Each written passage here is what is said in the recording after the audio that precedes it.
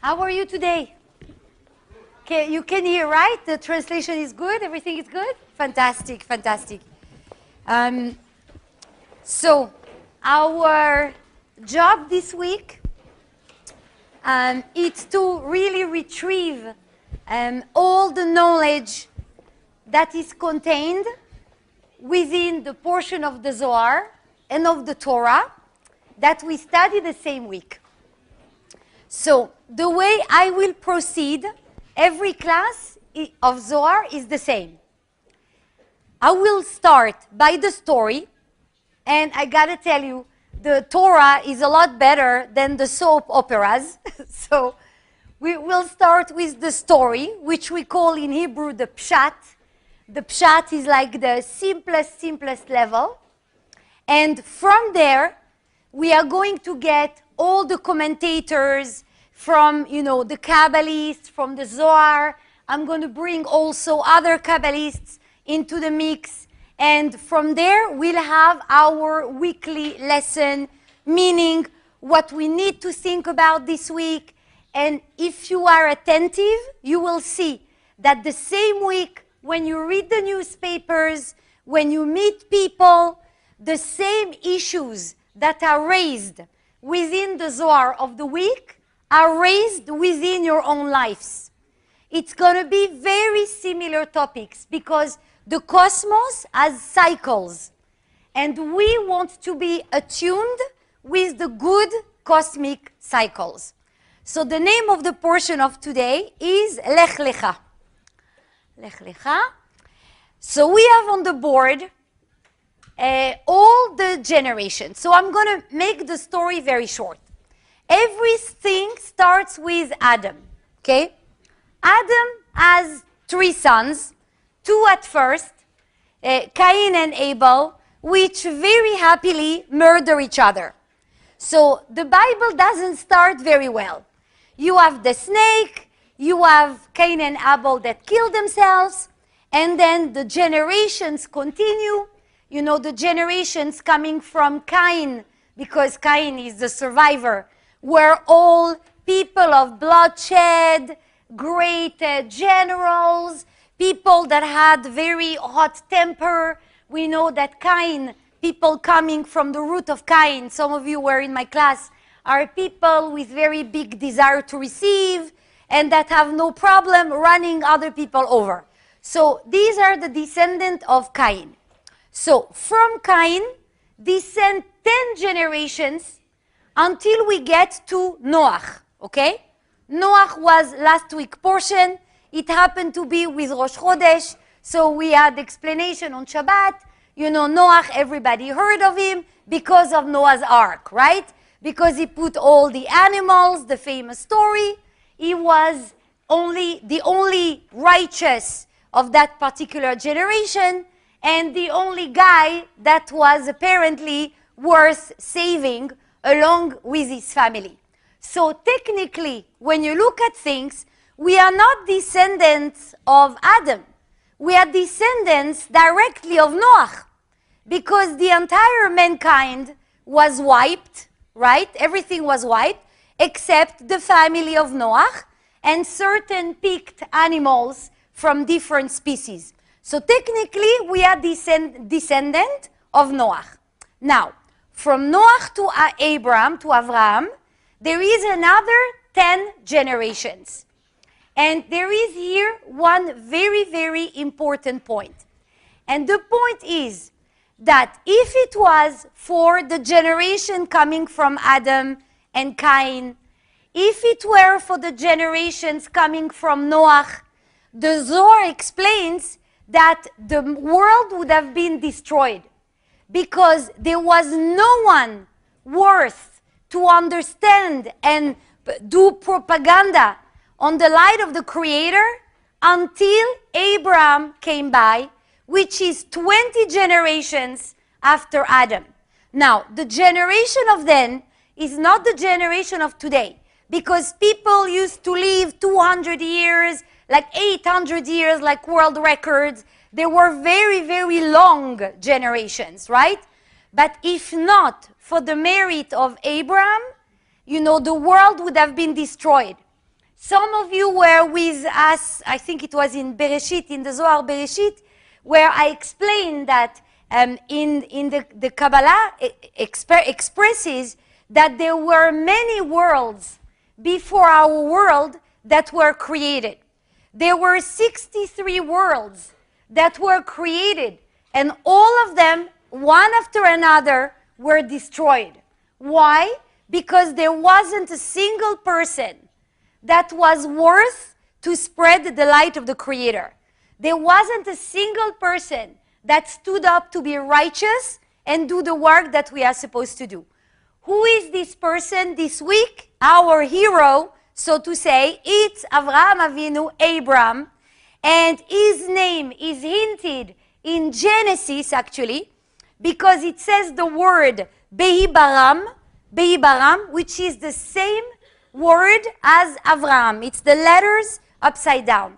And many commentators express that Abraham was already injected his soul in the thought of the creation in Bereshit already. When we talked about Adam and all the chaos, the name of Abraham was already injected with the hope for mankind to continue. So thanks to Abraham, we are here having a Zohar class today. Otherwise, God knows where we would be between the bloodshed of the generation, of Cain, and the wickedness and negativity of the generation of Noach. They were like huge, massive people with a gigantic ego and a lot of telepathic power, which is a combination for a big disaster. And the disaster actually did happen because there was a great flood, okay? So let's move on to the story. And I had to show it to you. This is like part of the pshat of the simple. These are the wanderings of Avraham Avinu. Abraham actually started in what we call today is Iraq. And he was sent all over. Can you imagine somebody doing all this journey by donkey, horse, right? Look at this. This is fantastic by helicopter. This is not so great by car, okay? You can just imagine what that might have been, but walking with servants, sometimes cattle, on horses, donkeys. So this already shows you like a big bunch of faith just right there, okay? I wanted to give you actually the 10 tests that were given to Abraham. So, according to the tradition, Abraham was tested with 10 different tests in his life to prove worthy of becoming a chariot. We're going to define that in a minute. Abraham, it goes by 3 in the Kabbalah: right column, left column, central column. You're going to hear that in all the connections. Right column, it's Abraham. Abraham represents mercy. We are going to see it in a minute. Left column is Isaac, his son, which represents the judgment, the desire to receive, while Abraham is the desire to share. And Jacob is the central column. So always in the Kabbalah, it goes by 3. It's not good and bad, yin and yang, black and white. It goes by 3. Abraham, Isaac, Jacob. For Abraham to become the chariot of chesed, of compassion, these are the tests that he needs to undergo. So let's read it together. It's not fun. First of the tests, he was thrown in a fiery furnace. What's the story? Very simple. The father of Abraham was called Terach. Terach wasn't a good guy, okay? First, he was a crook. Number 2, his job was to sell idols, statues to worship for a living. Unfortunately, they were not dead statues. They had, some magic in it. Some of the stuff would work, right? Not everything, but some of the stuff, when prayed to, certain idols would work. So now, Nimrod was a king in that time, and he lived hundreds of years. Nimrod was the king, and they all used astrologers. All of them. All the kings of the time, the people of great power, used astrologers. So Nimrod had his favorite astrologer. It wasn't me, okay? So he had his favorite astrologer that told him, oh my God, great king, you're in trouble. Somebody is going to be born in the house of Terach. Yes, the rich guy. The one that sells to you all the idols of the palace. A son will be born to him, and this son will put you in jeopardy, will put your ruling in great trouble. What does Nimrod do? Nimrod, knock knock, house of Terach, hi, how are you? So, the story is like this. Is your wife pregnant? Maybe.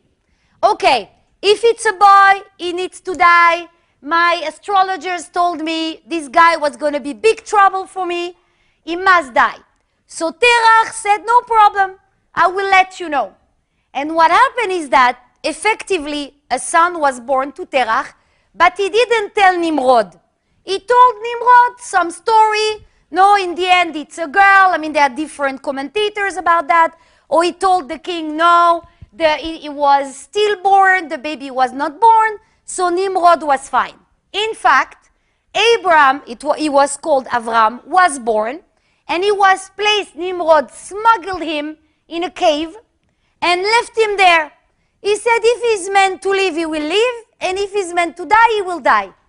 And what happened? The story is told that angels attended to him, animals came and raised him, like the whole world conspired so the baby, Abraham, will not die. He didn't die. He raised himself up. At 3 years old, he came back to the city looking for his parents, didn't exactly find them. What he found instead was God, okay? So, what is the first test? When Nimrod realized that Abraham didn't die, Terach got in great trouble, so he condemned Abraham to die and put him in an oven, like fire oven. And nothing happened to Abraham. He came out unharmed. His brother tried also. He said, well, everything must be good. Wasn't that good for him? His name was Haran. He died in the furnace. So Abraham got saved.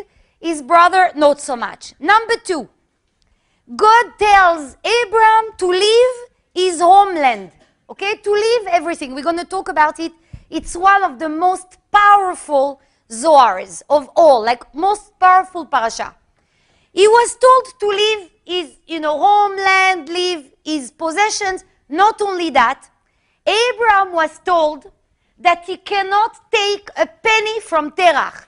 Terach was extremely wealthy. God forbade him to take a penny because the money was made from idol worship, so it was cursed money. So Abraham literally is asked to leave the land completely dispossessed. And one of the things that, when I was preparing for the parasha, I remembered something that once the Rav said. The Rav was always bringing the parasha to things that happen, in literal life. And the Rav asked a very nice question. The Rav asked, when World War II happened, and, the Holocaust started, and the concentration camp started, when was the moment, when was the breaking point in the life of a person? What broke the people? What was the point? What was the breaking point? And the Rav said, the moment that they got dispossessed, the moment that they were taken away from their houses, from their possessions, from what they owned, is the moment that they were already dead. Because a dead and a poor man is considered a dead man. That moment, they were already dead in consciousness. And we have Abraham here, which, as a dad, that, thank God, imagine like the billionaire of the century. I don't know, Bill Gates. is the son of Bill Gates, except Bill Gates, instead of doing softwares, is doing idol worshipping instead, okay? Imagine that. He's asked to live without a penny. He doesn't even know where he's going. You saw the wanderings before.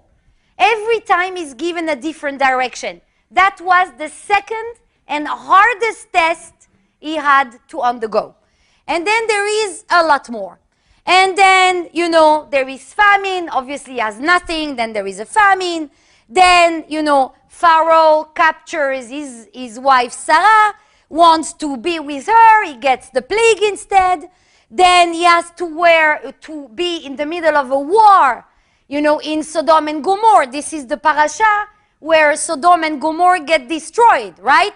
It's the parasha of the three angels and the city of Sodom being like finished. And those kings were fighting each other. God says to him that his children, his descendants, will be wandering in the land. He circumcises himself, like you don't even want to imagine that. Then another king wants Sarah. It's not finished, yeah? It's like a continuous like movie. Then he has Hagar. He cannot have children. Then he has Hagar. Then he leaves Hagar in the desert with the son, which is Ishmael, and we still have troubles because of that today. P.S. And finally, when he has Isaac, Isaac is finally born after Abraham knew that he couldn't have children, right? Finally, miracle, he is 100 years old, okay? What is the numerology of Lech Lecha? 100. The reason why, at 100 years old, Abraham was given the merit to give birth to a son, it's because of Lech Lecha. Because he left everything. Because we know in the Kabbalah that we cannot get anything unless we leave something behind. We cannot get everything. We have to let go of something in order to get something else. And about that whole portion, you know, Rav Ashlag talked a lot about it. Many commentators, Me'am Loez, talk a lot about it. He said that the truth of the matter is that if we already started our journey, if we are already in Lech Lecha in our life, if we are already conditioning ourselves to think differently, to be more spiritual, we have to keep on doing it. Because if we don't, then we lose all the merits, all the efforts. We are complaining about the stuff that happened in our life. Will you please have a good look at the screen?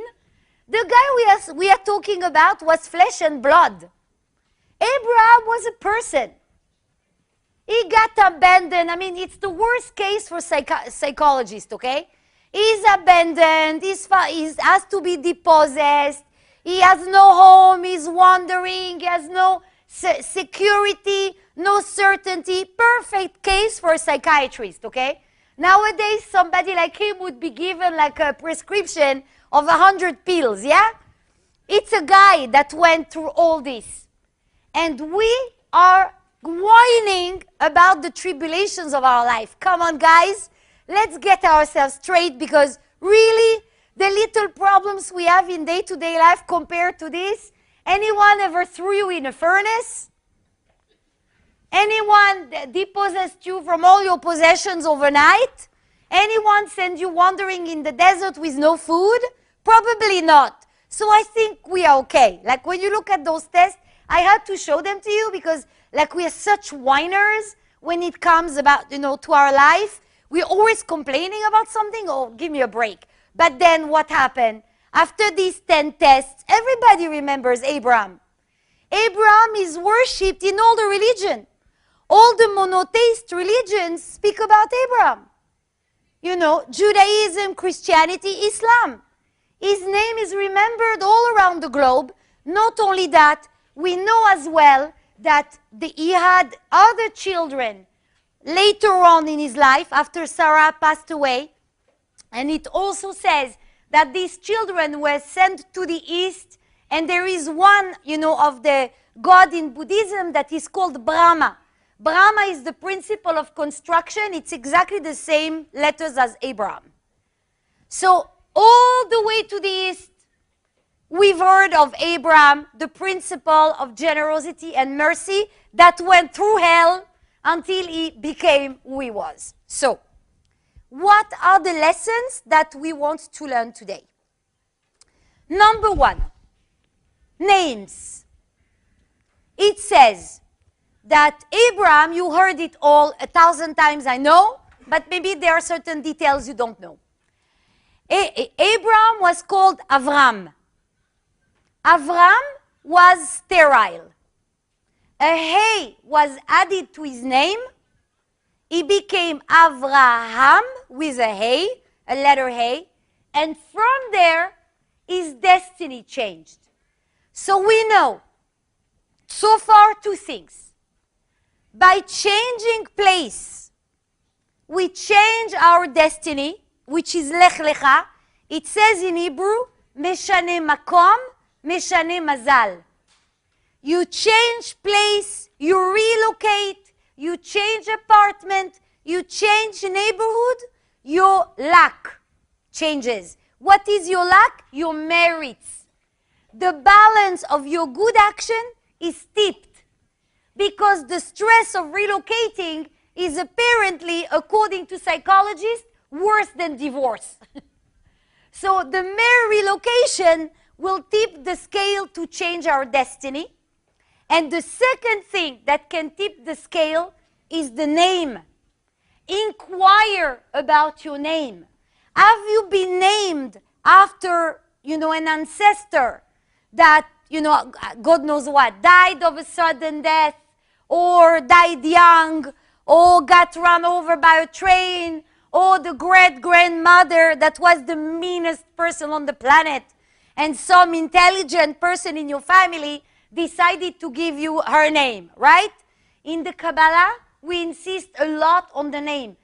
There are many, many secrets attached to the name. And it's the secret of the clothing of the soul. We are going to learn today something very deep from Rabbi Shalom Sharabi. It's the second part of the class. It's the levush. It's the clothing of our, our soul. What is the clothing of the soul? One of the clothing of the soul is a name. And you'll notice that in the center, we rarely give names that are before Abraham. I mean, when you read the Torah, when you read the Bible, there are hundreds of names. In Bereshit, in Noach, all the descendants of Cain, they have like the most horrible names. Like it's war names, yeah? Like there are hundreds and hundreds of them. We never give these names. We always give the names post-Abraham. When Abraham era started. These are the names we will consider because it's the beginning of the correction of all of mankind. So inquire about your name. If you don't like your name, well, talk to your teacher. There's a way to change. There is a way to upgrade where we come from and give a clothing to our soul that will be more solid and definitely more inspiring, okay? Whoever is interested in knowing more about that, please read the Rav's book, The Wheels of a Soul. I think it exists in Russian. No? Yes? Maybe? No. Okay. We need that one in Russian. The Wheels of a Soul from the Rav. Okay, from Rav Berg. So we'll see what we can do about the translation. Wheels of a Soul, yeah? Not the one of Karen. Only in English? Okay. All right. So it's a book on reincarnation called The Wheels of a Soul. Okay. So here we go. Avraham, you have it on the screen. Okay. This is the attribute of mercy, kindness, okay? Because Abraham was all about kindness. So now I want that we'll open the Zohar, okay? Zohar Lech Lecha. God said to Abraham, go away from you and your land, from your birthplace, from the father's house, to the land that I will show you, okay? Here lies the secret of correcting childhood. connected to the parents, to the baggage that we carry, to the wrong belief systems we are going around with, which Rav Ashlag extensively talked about, all the secrets of wiping away clean our past, like the Born Identity, like those CIA movies, where the guy is given a complete new identity. We all need one. This is the parasha that will make it for us. So all of us that are, have some suffering, pain from difficult relationships with our parents, with our siblings, difficult childhood, the portion they need to read, it's Lech Lecha, particularly this verse, okay? It's the verse, I think, 12 in Lech Lecha. Scan it over and over again.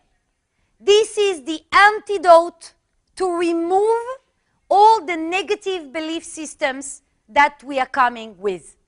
And negative belief systems can be your mom that said 1,000 times, don't trust anyone. Your dad that never kept the job straight for 1 year, 1 year long. Your brother that gave you hell for the longest time. All the secrets of wiping clean this particular childhood, this lifetime, it's in Lech Lecha. So first homework, I don't believe anyone has righteous parents in the room. I know I don't. So that's the one we're going to scan to wipe away clean the past, just as Abraham did. Okay? So that's very, very important. Let me go to the next slide. Okay. Go for yourself. Okay? Lech Lecha literally means go for you. We're going to get more comments about that. Okay, let me get this in English. Okay. What's the part of Lech Lecha? 21? It starts from the beginning. It's all the first pages from the beginning that speak, go away from your land, from the fields of your father and your mother, you scan. These are the ones that you need to scan particularly. Okay. So let me find this slide. 2 seconds. There's one particular slide. Okay. We're going to get there. Okay. All right. So here, very important, here. Okay. This is 61. Okay. Verse 61 in the Zohar. 61, okay, Lech Lecha, it's in English, unfortunately. I mean, B'ezrat Hashem, we're going to have a Zohar in Russian soon. We have to work on this one. Okay, so this is, so Rabbi Abba said to him, if it had been written, and souls that they had made in Haran, then he would have agreed that because of their great numbers, Abraham had no fear when passing through the land. But he said, it is written, and the et, souls, in which the particle et serves as an addition to the merit of those souls that went along with him. Okay. So here, I want to attract attention to this sentence. It have been written, and souls, so Abraham went with the souls that they, meaning him and Sarah, had made in Haran. The soul that they had made, what does that mean? The soul that followed them. The people that, heard their teaching. It says that Abraham and Sarah was all the time teaching. And we're going to see what exactly they were teaching. The souls that they are made, what does it mean? They have made what they were not made before? Like they created people? And here, very, very important word, very important secret. When each and every one of you shares shares a piece of knowledge with someone that doesn't know it, with someone that has no idea, you are considered like you made that person, meaning you awakened that soul. That soul was asleep. It's like the person didn't exist almost. Every time we teach, every time we share a piece of the knowledge, we are considered that we are almost giving birth to the person that we are talking to. That's the reason there were Kabbalists, in history that never had children. For example, the Rabbi of Lubavitch, was also a great tzaddik. He never had any children. But all the people that he taught were considered his children, were considered his continuity. For the Rav, we are all his children. We are the children of the Kabbalists that touched us, that gave us a piece of knowledge which changed our lives. And I wanted to tell you a story that I personally witnessed that was for me it's a few years ago. So we were in Miami, and one of our students, wonderful students, Latin, they're very, they speak in the class. You guys are such good students. No one is moving. You try giving a class in Miami, everybody's reacting, the papers. It's it's totally different mentality, it changes. So she was so enthusiastic about coming to the holidays that she convinced a complete stranger, a friend of hers, someone that, stranger to Kabbalah, she convinced him to come to the holidays. I don't remember where it was, if it was in New York or San Diego, one of those locations where we do all the Rosh Hashanah, all the high connections. So she convinced this guy. And this guy, she introduced me to him once. He maybe came to one class. And he decided, sure, I'll come. So what was special, besides the fact that he was a really nice guy, the guy was covered in tattoos. But so many of them that you could barely see his face. The guy is a walking kind of, painting or to the nails, and every time he would add one more. I'm like, why? He says, I don't know, I'm bored. Let's add more. He was entirely covered. He would walk in the street and you would go okay, this is a painting walking, it would attract eyes of people, obviously. So he was in the holidays. It was a little bit hard for him because it's a lot of connections and a lot of prayers and whatnot, yeah. So, and in the end, he came to me and he said, listen, I would like to meet can I meet the spiritual leader? I said hello to Karen in the corridor, but do you think I can meet the Rav? So I'm it's the holidays, you have thousands of people. I'm thinking, what the heck, I'll try, If the Rav can, fantastic. If he cannot, fantastic also. It will be, it's going to work out somehow. So I'm waiting, Rav is eating, I'm waiting, on the side. And finally, the Rav, does the little nod. So I'm bringing the guy, I'm leaving them alone. So the Rav, holding his hand and everything. I see that not a lot of words I exchanged. They're basically kind of staring at each other. So at this point, I'm oh my God, maybe I should, I'm thinking, maybe the Rav wanted to eat, what's going on, I don't know what's going on. They're staring at each other for 5 minutes. So, and I'm on the side. And so, finally, the guy stands up, and he's crying. And I'm what happened? I'm in my mind, I'm I don't know, maybe the Rav did something to him. So what did the guy say? That stayed in my mind so deep about as role models that we need to really follow. And it's definitely one of the lessons of this week. He said, you don't understand. No one ever looked at me that way. The only person in my whole world, in my whole life, that ever looked at me with those eyes is my mother.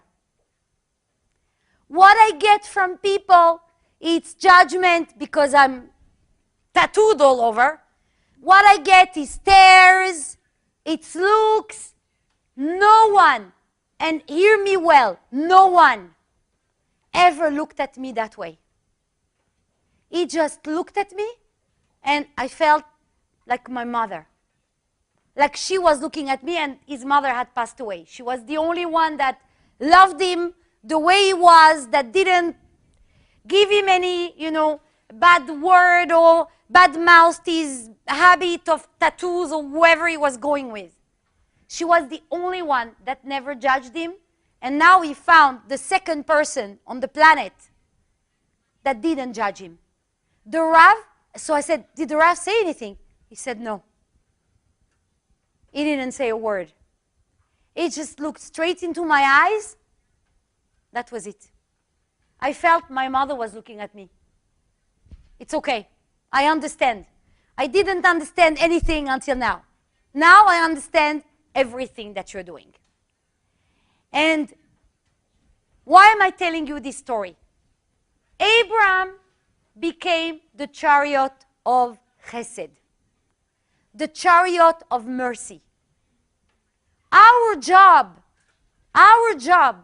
is to activate that mercy in the world. Why do people follow Kabbalists? Why? Some guy. Why do people like to talk to the Dalai Lama? I hear he's a very nice guy too. Why? Thousands of people moving to hear somebody talking or to look at someone. Because there are attributes that we need to learn from them. And from the Rav, you learn entire acceptance. Complete mercy, no matter who stands in front of you and where he comes from. And that's one of the energy, it's one of the power that we want to practically draw down into our life this whole week. So the homework I'm giving you, first, there's a lot more to follow, but the first homework I'm giving you, let's try this week, the whole week. Bad thoughts happen to good people. But let's try to remember that story the whole week. And look at people just in a way of mercy. Just in a way of acceptance. And let me tell you, if we don't, the same thing's going to happen to us. We're judging people for the decision that they make. Wait a minute. Trust me, it happened to me every time I did that. Every time I thought I was smarter than someone, I had the same test a month later and miserably failed it. Miserably failed it. With all my years of Kabbalah. So one of the missions this week is to introduce, with whoever is pushing your buttons, introduce compassion, mercy. Find excuse for them. Why they're having a bad day today. Why today, you are inspired to give more light. Why they are an opportunity for you to give more light in that particular day. Okay? Is that clear? That's the week of mercy. Yes? Yitzchak is next week. Okay, that Yitzchak is another one, and that's next week. Okay. We'll talk about another attribute. So here we go. Let's see. Let me see. Okay. So this is good for scanning. And no, hold on. Let me see that I have it right. 2 types of corrections. That should be over here. No, that's the Rashash. Okay. Okay, hold on. Let me find it. I will find it. Yes, 2 types of correction that we can do this week, okay? Sorry, I don't read Russian, so it takes me a while to compare my PowerPoints and the nicer PowerPoints that are made for us, okay? the two types of correction that I made this week in Lech Lecha. One, correction of family limitations. Do me a favor.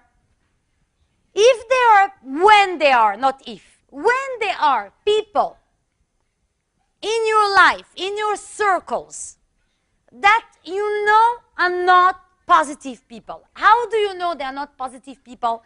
Because they like to gossip about everyone and say all kind of things. Do me a favor. Can we this week just put it on the down low? Can we just put a little bit more boundary between us and them? My mother, bless her soul, was a Scorpio. So, I mean, you can't make anything right with Scorpios if you just know a little bit of astrology. It doesn't matter what you do, it's going to be wrong. So, how did my kids know that it was my mother on the phone? Because the conversations would look like this. Hi, Ma. Love you too, Ma.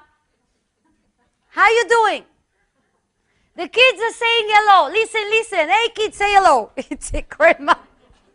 This is how they knew that it was my mother, because I wasn't ready to compromise and listen to everything that was wrong with everybody that she's met. So this is how they knew it was grandma. Before I even because the phone was like 50 centimeters away from my ear, and from time to time, I would throw some positive message in the mix, hoping that some spark will be lit. I'm sure now, Ma, you know everything is good now. I'm in Russia, by the way.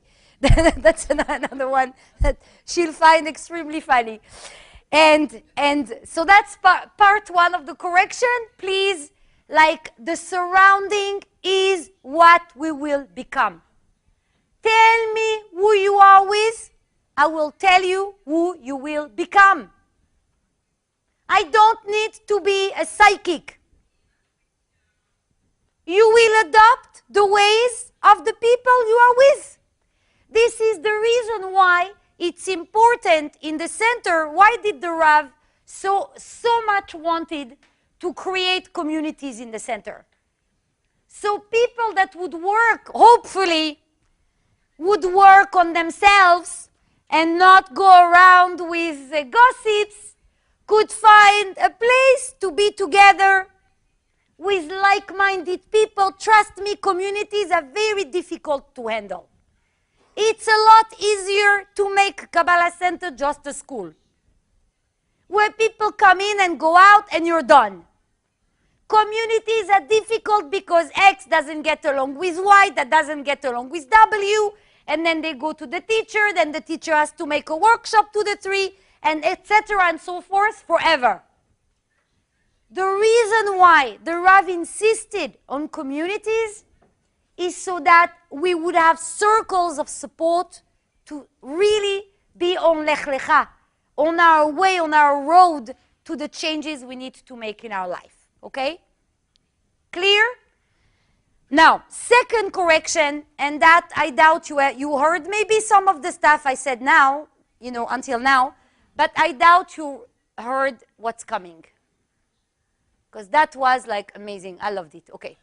So we are going to quote here a very famous Kabbalist that we go to visit when we go to Jerusalem. We go to his grave. His name is Rabbi Shalom Sharabi. Okay? Don't get confused with one of our teachers whose name is Rabbi Shalom Sharabi. His name was something Sharabi and the Rav gave him Shalom. I'm not talking about him. I'm talking about the original guy. Rabbi Shalom Sharabi, in the acronym, it's Rashash. Okay? If you ever opened any books of prayers, everything that's in it, that is just not only the text and the order of the prayers, but the meditations, the explanations, it's all from him. Everything. Like the 72 names, the meditation of Kaddish, everything we are using from the Rashash, and he's like really recent Kabbalist, early 20th century, is really recent, okay? So, Rashash, apropos, Parashat Lech Lecha, what does he say? He say, listen, the light we know is everywhere, right? The light exists everywhere. So how come in certain areas of our life, the light is missing? We all have like holes. We are all a little bit like Swiss cheese in our life. There are things that are good and there are things where there are holes, okay? That are not working so great. But it contradicts the fact that this whole parasha of Lech Lecha is all about how the light assisted Abraham in everything, in every way. Abraham became himself very wealthy. There were even coins made, did you know? He had his own currency in the time. He had gold coins. On one hand was picked the face of an old couple, which was him and Sarah. And on the other side, a young couple, which was Yitzhak and Rivka. And Yitzhak and Abraham, they looked completely alike. Like their resemblance was uncanny. He had his own currency, he was so rich. So it says in the Torah that Hashem birech et Avraham bakol.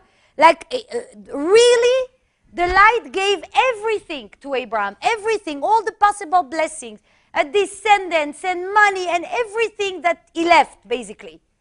So how come, ask the Rashash, we don't, if the light is everywhere, how come we can't receive?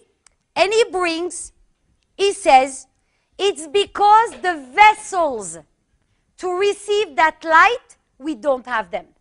They don't exist. Meaning, for him, the focus of the spiritual work is to create vessels to receive the light of the Creator. Okay, those vessels, they are called levushim in Hebrew. Levushim, it's lavush, it's like the clothing. Okay. And then he brings, how on earth are we going to do this, right? We're going to start taking classes of pottery. We're going to make, vessels, pots. Okay. There are 5 levels to the soul. Before you look at the board, look at me. Then you'll understand what's on the board. How many levels does the soul have? How many clothing does the soul have? 5. Can you quote them for me? What's the lowest? What's the name of the lowest? Then don't look at the board, you're cheating.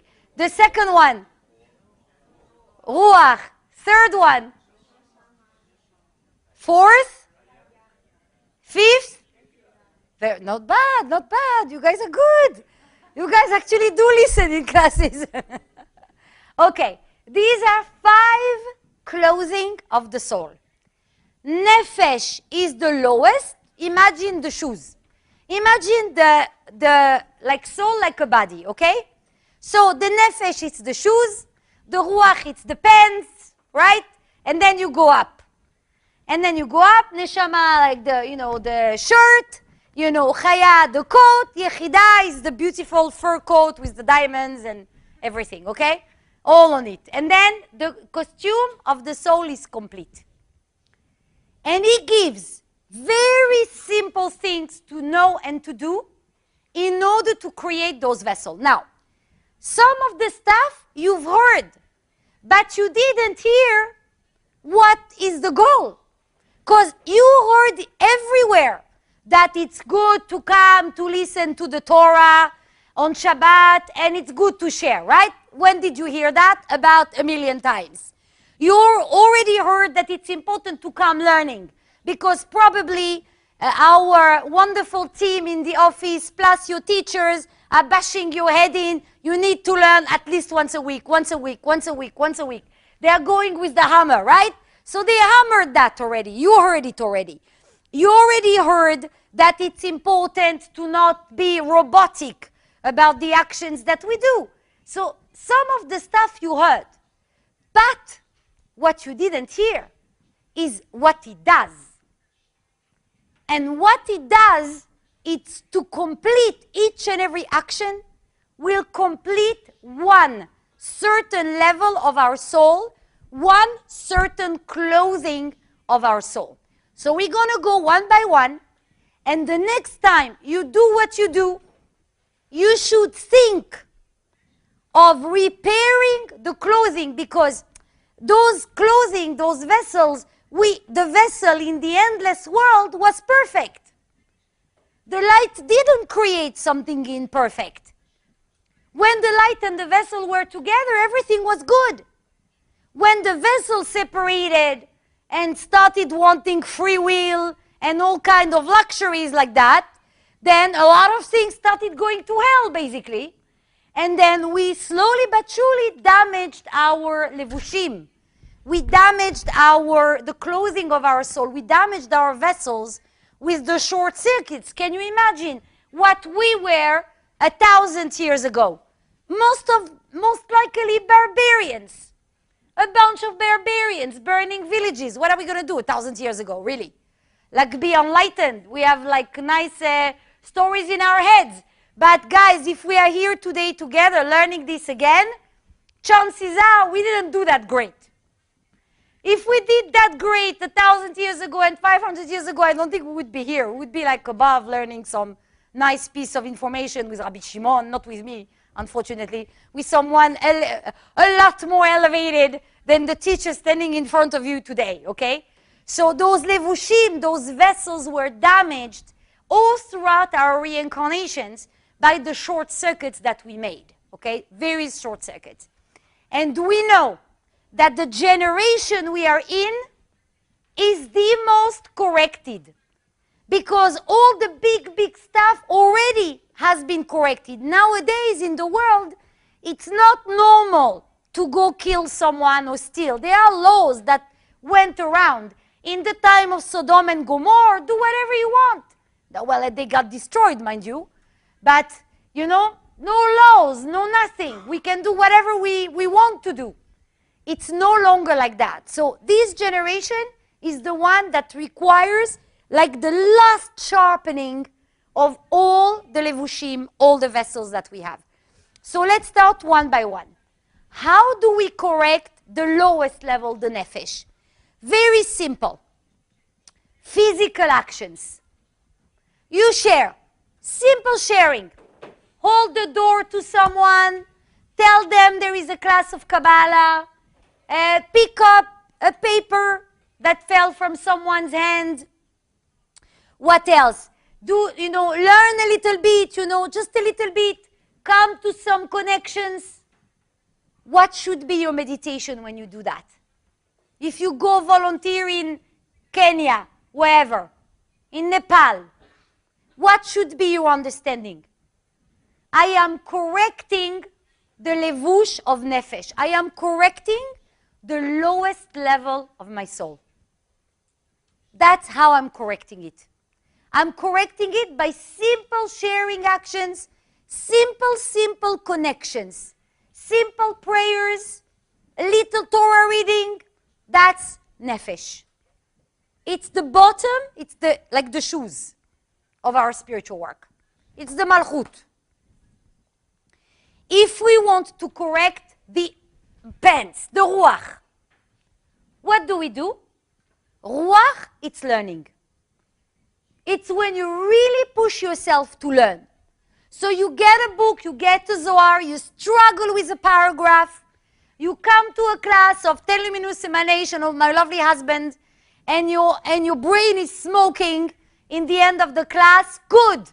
By doing that, you are correcting the level of ruach. So the levush, the clothing, the shirt of your soul is now restored and repaired. So obviously, more light comes in.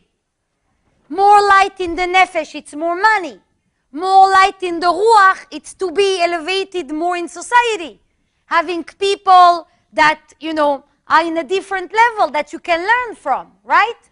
Okay, let's continue. How do we correct neshama? Neshama is more complicated. Neshama, the top, is corrected through understanding all the meditation, the kavanah, the intention. So when you come to some connection, let's say you come Shabbat, okay? Try it if you haven't.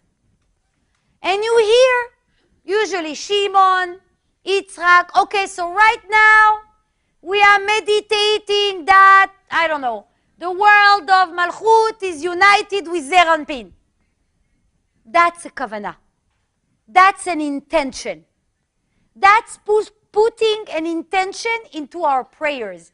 Kavanah comes from the Hebrew word kivun. Kivun, it's direction. We are putting a direction to the prayers that we do, to the connections that we do. We are focusing on a particular goal in this connection. And we don't know all the goals by heart. You need to be reminded. So during the connection, when we pray, when we meditate, we are reminded, hey, when you come here, you think about drawing the attribute of mercy. When you read this, it's to unify the upper world and the lower world. All these little letters, this is to correct the levush of neshama. Okay? Third one, neshama. So like we are climbing. We have the shoes, we have the malchut, ruach, we are with better people. Now we have the shirt, neshama. We can start enlightening people in the proper way, right? Continue. In neshama, start already the idea of thoughts. Kavanah, it's to put your thoughts in a certain direction. How do we correct the levush of chaya? Okay? Chaya, it's all the world of thoughts. How many thoughts do we have a day? What? A billion? A billion? Okay. How many of you guys here can control your thoughts? Oh, well, that's encouraging. It's hard, isn't it? Like you're left to your own device for a second, and we are going into swirls. And it can be all kind of random things. Something you read in the newspaper reminded you of your grandmother. Then it's going to bounce back to your neighbor, come back to the dog, go back to another direction in another country. And then like within 5 minutes flat, we've circled a couple of galaxies with our thoughts. How difficult is it to stop them? When we do meditation, it comes bugging. Okay. Now it gets hard work, okay? Chaya, it's all the words of thoughts. It's how we can filter the thoughts. Because they are going to come. The question is, what are we going to do with them? Are we going to continue pulling the wrong strings? Or are we going to change frequency? The control of the thoughts, or a better control of them, I'm not going to put the bar too high because, I mean, you're going to throw tomatoes at me. It's all the work of putting thoughts into things that you do. So, for example, to avoid alien thoughts, when you do the simplest of actions, the Rashash says, do it with 100% concentration. 100% consciousness. You're washing the dishes? Concentrate. You're walking the dog? Concentrate. Put energy. It's a dog. It needs energy. You're watering your plants. Obviously, I'm giving you female activities. I need to find some male activities. You're doing accounting, okay? You're doing accountings. You're sitting down with your Excel tables, yes? Breaking your head, trying to find out where is the profit in everything that you've done. Put energy. Put energy. There is profit. Let me put energy. I'm going to do those Excel tables unbelievably. They're going to be so clean, so neat, that even God comes, he'll go like, yeah, cool. Put light in the smallest actions, even the actions that we judge are not spiritual, are and can be spiritual. You dress up in the morning, it's spiritual. Because you dress up because you want to inspire people. Or you want to disinspire people, like the guy with the tattoo. You want to send a certain message that people are different. Fair enough. I mean, I'm not encouraging tattoos, yes? Let it be told that it's not, Kabbalah and tattoos are not exactly good friends, but let go of that. If it's already done, it's already done, all right? Put thoughts, intention, consciousness in every action. I saw the Rav, for me, it was unbelievable to see how the Rav would live his life.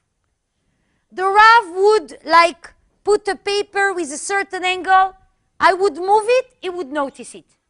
Because I had the merit to be assistant of the Rav for a year and a half, a little bit less. I'd move a paper, the Rav would go like, Yael? I'm like, oh, shit. So, leave the papers. I know where they are. You have a mass of paper. So Karen would come and say, don't listen to him. He doesn't know. Give me the printing bill. The Rav put his hand, so tip, the printing bill.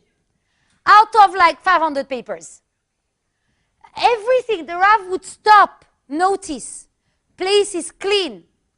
Place is not clean. Notice how the chairs were stacked. When you are in a hurry and you stack the chairs and the legs of one chair get entangled with the, Rav would go who stacked the chair? And then you go okay, I so don't want to be here right now, The Rav would notice everything, every detail, because that's what Kabbalists do. That's the word of machshava.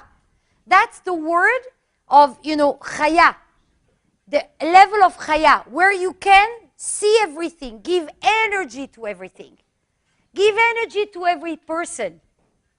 Address every single thing. Notice every single effort. Correct every single thing that has been made. Okay? That's chaya. Now, the highest, your fur coat, which is yechida, that's the fur coat, the nice, of the soul.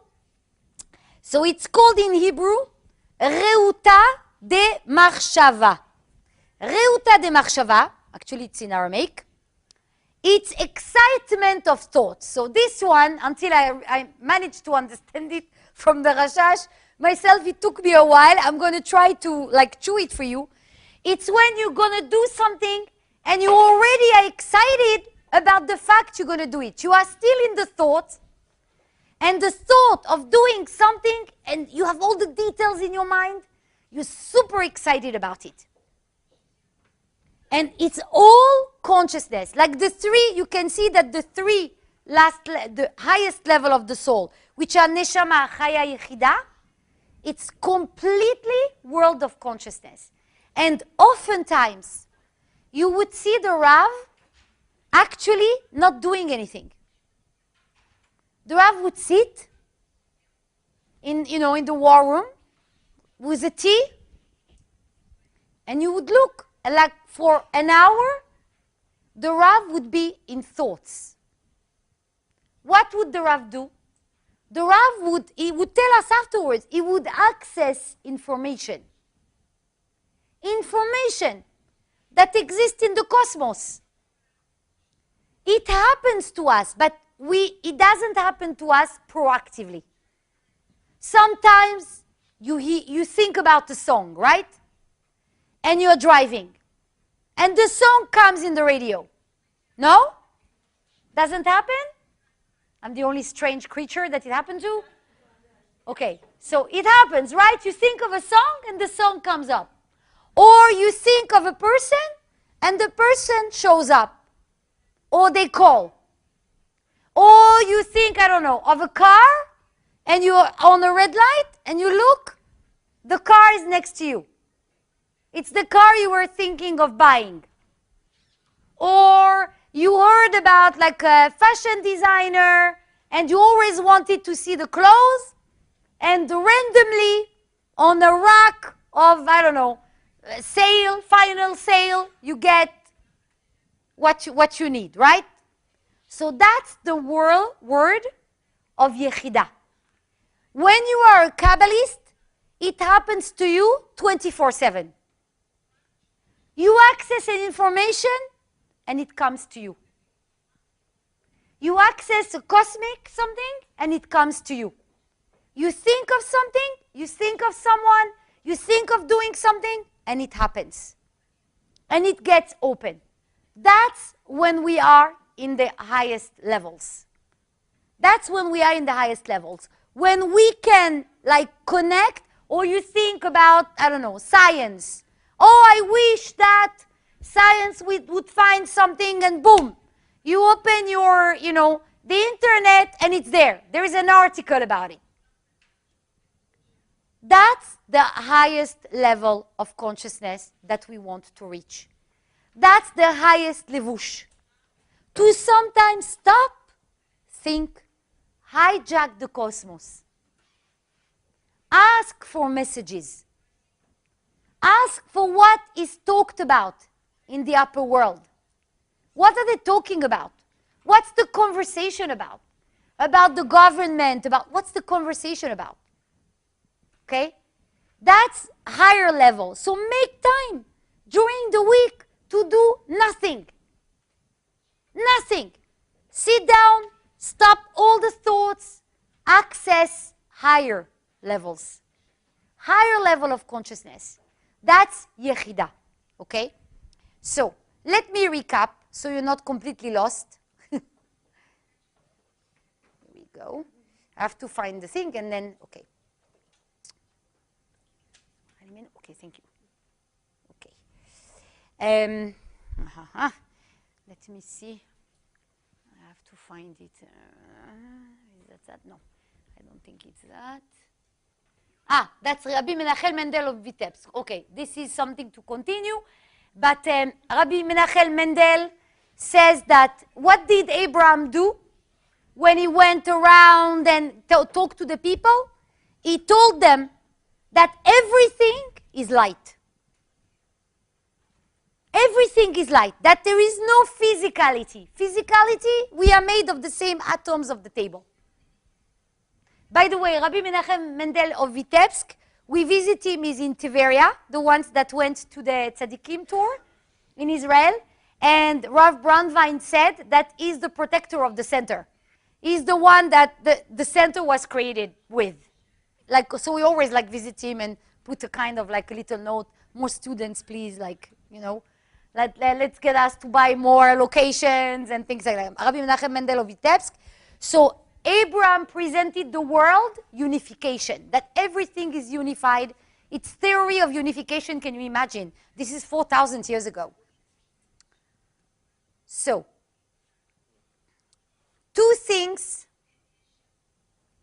or three things actually, to go home with. It's continuously what we said, we are at the image of the light, so we are perfect.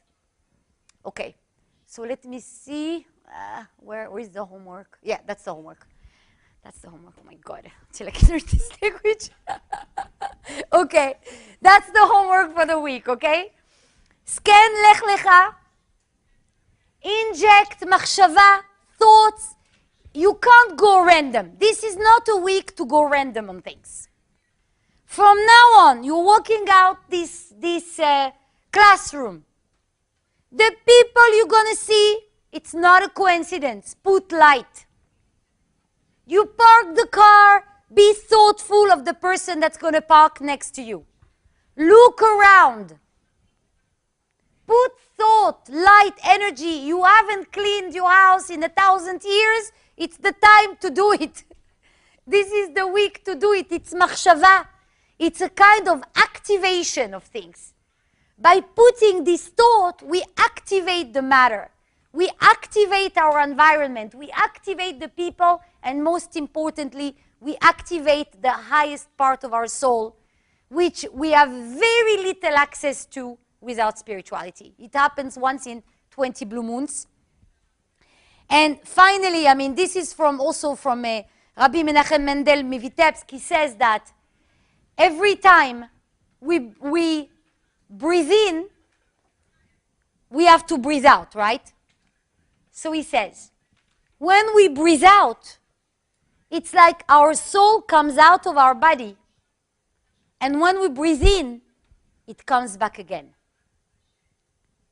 So we learn from it that every second we are created anew. Every breath, it's like the song, every breath you take, every move you make, yeah? I like Sting, but that's not, I wasn't trying to sell him necessarily. But it's like that. Every breath you take, you're a new person. So there is no, oh my God, I'm stuck on this, I cannot do it, it's happening again. Rabbi Menachem Mendel of Vitebsk said no. Every breath, it's a new you. Every breath, it's a new soul. Put machshava, thought, into that too. This is the homework for this week.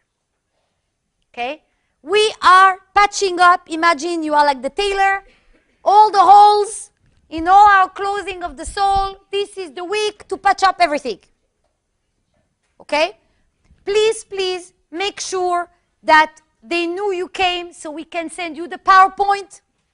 They're even with your notes. It's going to be really, I'll talk to the team. You need to get that PowerPoint because there's no way on earth you can remember all of this in like that. So it's good that you'll receive it, ponder on it, think about it. It's a week, mercy, no judgment, thoughtfulness from the smallest thing to the biggest thing, and knowing that every minute, every second, I'm new. I'm a miracle. It's a miracle. I'm new every second. When we breathe out, the soul comes out, and then it comes in again, and it should be new. Are we clear about that? Fantastic. So I was asked to tell you, I mean, it's completely connected because we have the, Ilula of Rachel the matriarch, Rachel, the mother, the wife of Jacob, that had very difficult life, but she's the protector. She's the ultimate mother and the one that will definitely help us connect to the real mother in our mothers. In every mother, there is a small Rachel, okay? So it's to connect also to the energy of mother, of light, of protection. So Friday night meals, the registration apparently finishes today. Shabbat, we're going to have classes about it. We'll see Karen, I will teach, there will be meditation. We have a lot of activities this Shabbat. Please try not to miss it. After everything I told you in Lech Lecha, plus Rachel, it's like the cherry on your cake. This Shabbat, it's like a big happening. So try not to miss it. Yes? Have a wonderful evening. Shavua Tov, and we'll see you all Shabbat.